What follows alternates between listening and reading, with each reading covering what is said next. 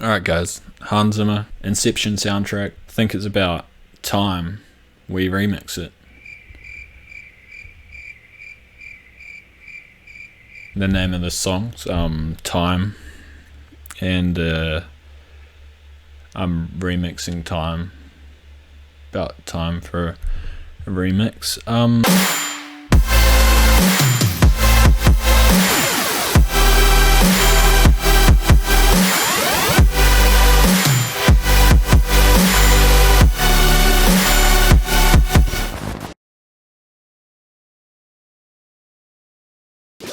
So we'll jump right into the big Time remix. So I've gone for a tempo of 140 beats per minute. This is slightly faster than the original. I think the original runs around 127. I have sped it up a bit, but not too much that it sounds completely different to the original.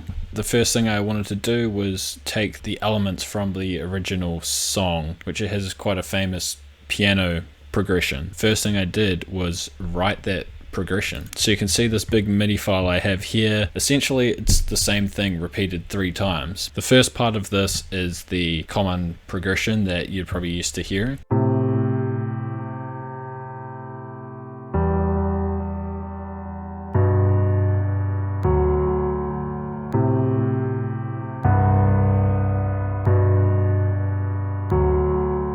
The second part of this MIDI is that same progression with a couple more notes added to it to make fuller chords.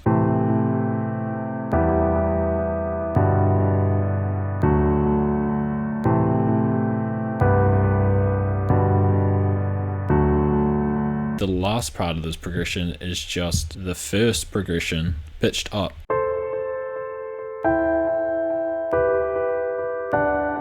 So if you're wondering how I got these MIDIs, I did write them in myself, but I used the help of this piano cover. Shout out to Patrick Peachman. Hope I said that right.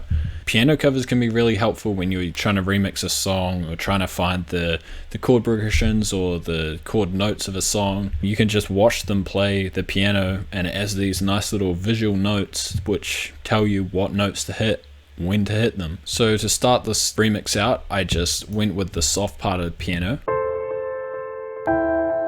So the next part I added is this distorto pluck sort of thing.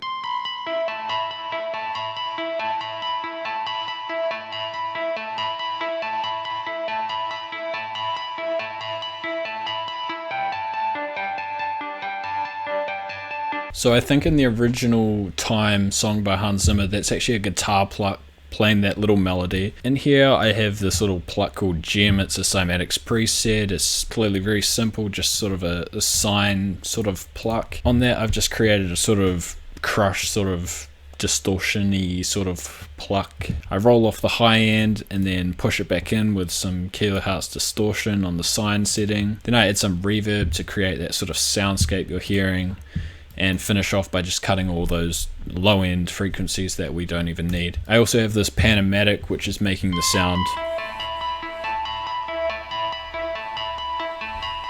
jump side to side, you know, as you can hear that jumping side to side, I hope.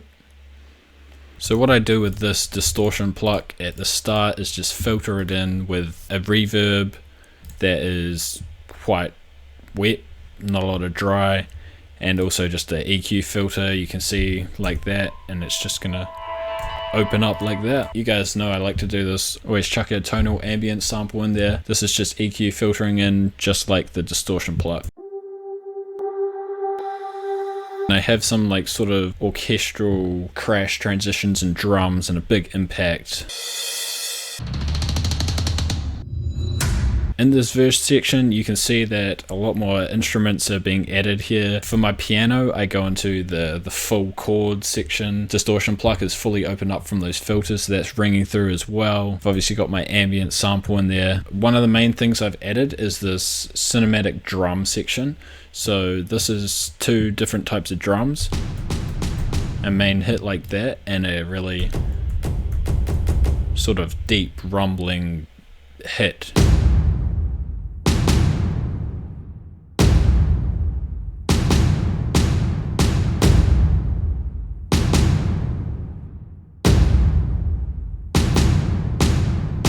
Other things I've added is just a verse, bass, and a sub.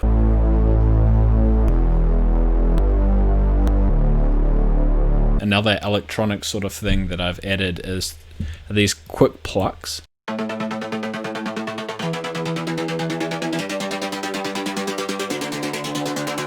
So that's just a simple little serum patch I made. Envelope, opening up the high end, typical sort of pluck sound. Finally, I just end with some strings, which is playing the top note of the chords.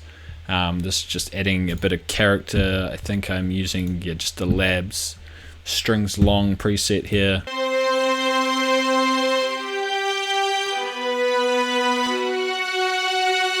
And you might be able to notice there, I do have some distortion on that. That was just to saturate them, sort of crunch them up a bit, and I guess make them feel a bit more synthy and a bit more dirty. So that's one part of the verse, and we sort of move into a build-up sort of section here. The verse still carries on as normal. I just add a few more elements like build-up drums and another synth. This is playing another one of the counter melodies that you hear in the original.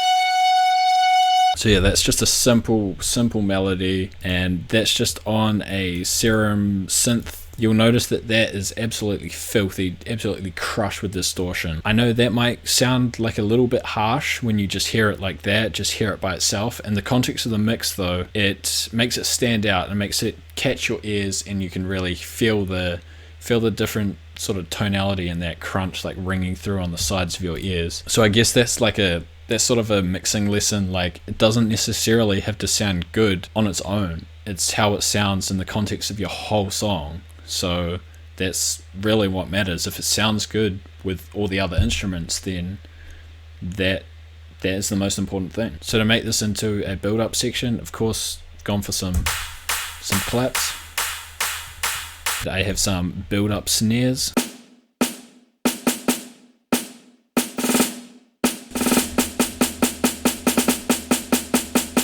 Also then I've chucked in some risers, because you know you need risers for an EDM build up. It's basically law.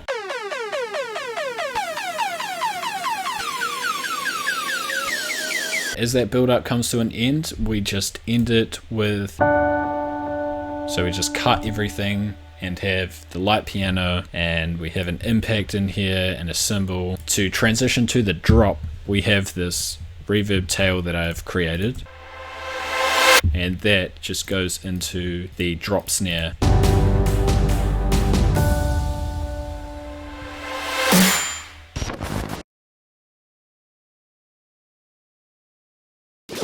Okay, so this drop actually went through quite a few different modifications. On my Patreon, where I post my FLPs and the stems, I'm going to put up the old drop, the drop I had before this. It is essentially the same. It uses all the same elements. It's just how I arranged it was completely different, and it could be an interesting thing to see for you guys, my process of how I got to here. So a good place to start is to just look at the drums, because the drums sort of dictate a lot of the arrangement of the actual drop.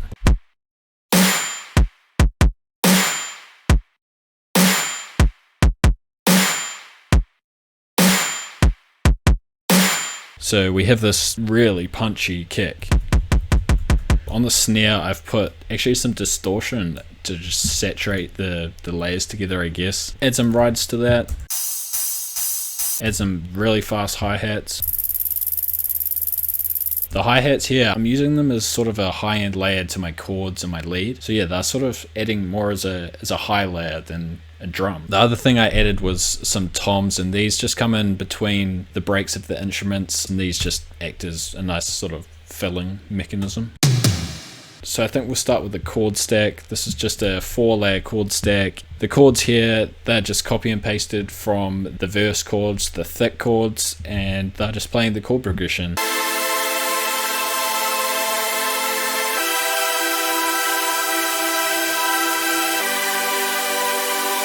Pretty easy chord stack, just a collection of different layers.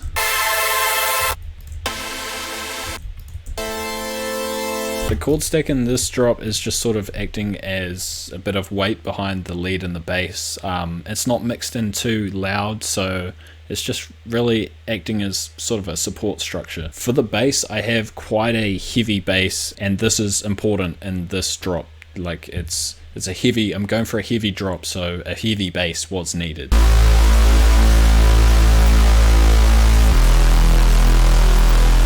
So these three layers sound like this.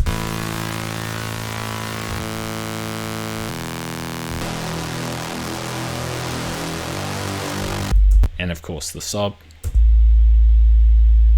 Now for the lead. So the lead is just the top layer of the chord. So this lead is 2 layers and they sound like this.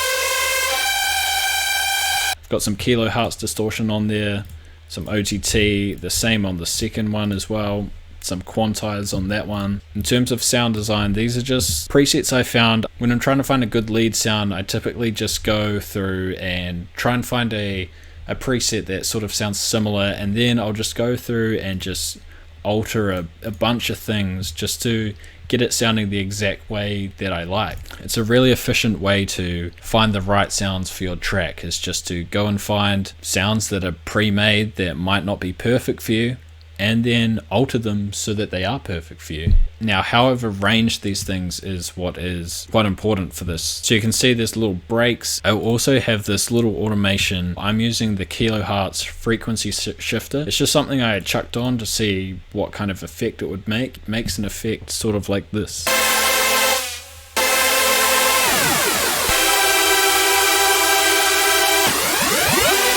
All that's doing is pulling the frequency down. There actually is a part in this drop where I have utilized the volume automation. Halfway through the drop, I pair it with the frequency shifter and it's sort of just making a pulsing sound. A little bit of others.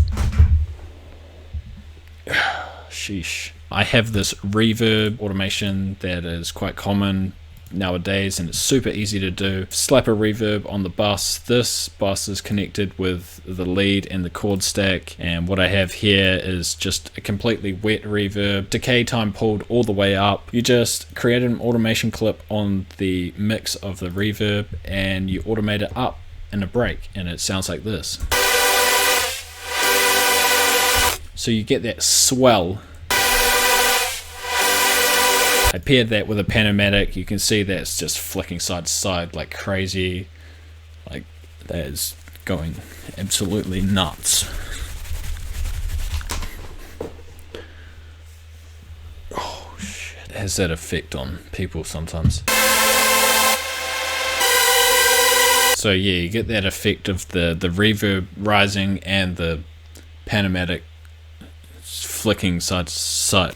So yeah, not too complicated of a remix. There's obviously quite a few different things happening in there. At the end of the day, it is just quite a heavy chord, lead, bass sort of focus stack. Pretty happy with how this time remix came out. Maybe I should finish it and put it up somewhere. Maybe no one will like it, that's fine by me, but I had fun.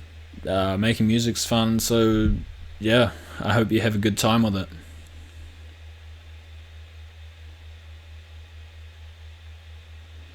See what I did there? Time. I said it again. I did it again. Oh my god, comedy genius.